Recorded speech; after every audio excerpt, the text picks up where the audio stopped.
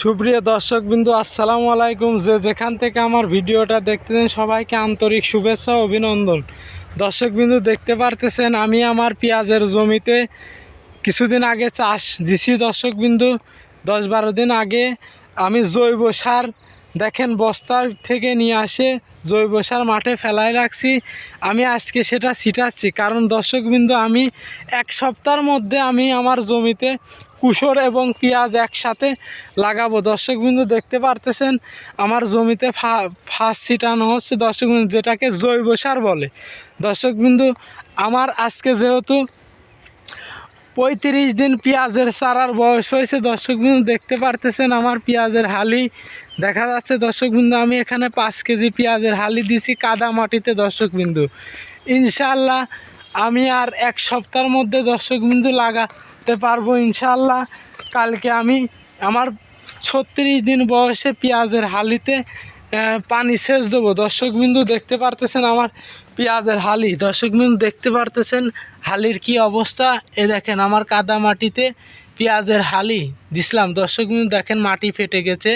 দর্শকবৃন্দু, আমার জমিতে আমি 5 কেজি পেঁয়াজের হালি ছিটাইছি। দর্শকবৃন্দু, দেখতে পারতেছেন আমার পেঁয়াজের চারার গ্রোথ দেখতে পারতেছেন। দর্শকবৃন্দু, আমি আশাবাদী আর এক সপ্তাহের মধ্যে দেখেন আমার পেঁয়াজের সব চারাতে গুটি হয়ে গেছে। দর্শকবৃন্দু, দেখতে পারতেছেন পেঁয়াজের চারায় সব গুটি হয়ে গেছে। দেখেন জার্মিনেশন হার খুবই ভালো। দর্শকবৃন্দু, আমি যেহেতু 1 কাঠা বেডে আমি 250 গ্রাম করে চারা বুনেছি। দর্শকবৃন্দু, যে কারণে আমার এই পেঁয়াজটা হাইব্রিড জাতের পেঁয়াজ। দর্শকবৃন্দু, লালতির হাইব্রিড।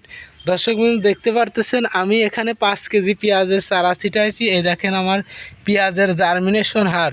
আপনারা দেখে বলেন যে আমি আর কয়দিনের মধ্যে আমার এই পেঁয়াজটা লাগাতে পারবো আমার জমিতে। দর্শকবৃন্দু, ইনশাআল্লাহ আমি মনে করছি আর এক সপ্তাহের মধ্যে, যেহেতু আমি পাতলা দিছি। দর্শকবৃন্দু, দেখতে পারতেছেন আমি 1 কাঠায় 250 গ্রাম করে বীজ বপন করেছি। দর্শকবৃন্দু, দেখতে পারতেছেন আমার মাটি ফেটে গেছে, শুকনা হয়ে গেছে। আমি কালকে আমার এই পেঁয়াজের জমিতে সেচ প্রয়োগ করব। দর্শকবৃন্দু, দেখেন আমি এখানে 5 কেজি পেঁয়াজের চারা, এটা আমার করসেস 80। দর্শকবৃন্দু, দেখতে পারতেছেন এটা করসেস 80 পেঁয়াজের বীজ। দেখেন দর্শকবৃন্দু, গুটি হয়ে গেছে সব পেঁয়াজের চারায়।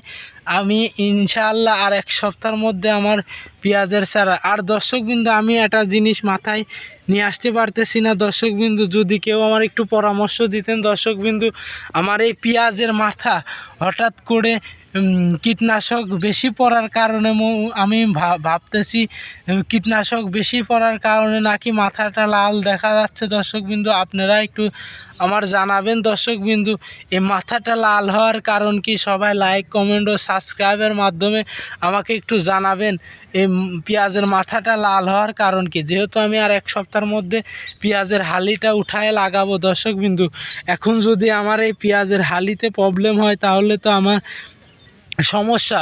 আমি যেহেতু 4 বিঘে ভুঁই পেঁয়াজ লাগাবো। দর্শকবৃন্দু, আমি কুশর এবং পেঁয়াজ একসাথে লাগাবো। দর্শকবৃন্দু, দেখতে পারতেছেন এই যে লালটা ভাব, এটা কি পচরার ওষুধ তো আমি লোবলাল 5 দিন আগে ইউজ করেছি। দর্শকবৃন্দু, এটা কি ওষুধ এবং ভিটামিন দিছিলাম ফ্লোরা 6-7 দিন আগে। এই কারণে কি আমার গাছের মাথা লালটা হয়ে গেছে। দর্শকবৃন্দু, আমি বুঝতে পারতেছি না। সবাই একটু আমার লাইক, কমেন্ট ও শেয়ারের মাধ্যমে জানাবেন। দর্শকবৃন্দু, কি করলে এটা ভালো হয়।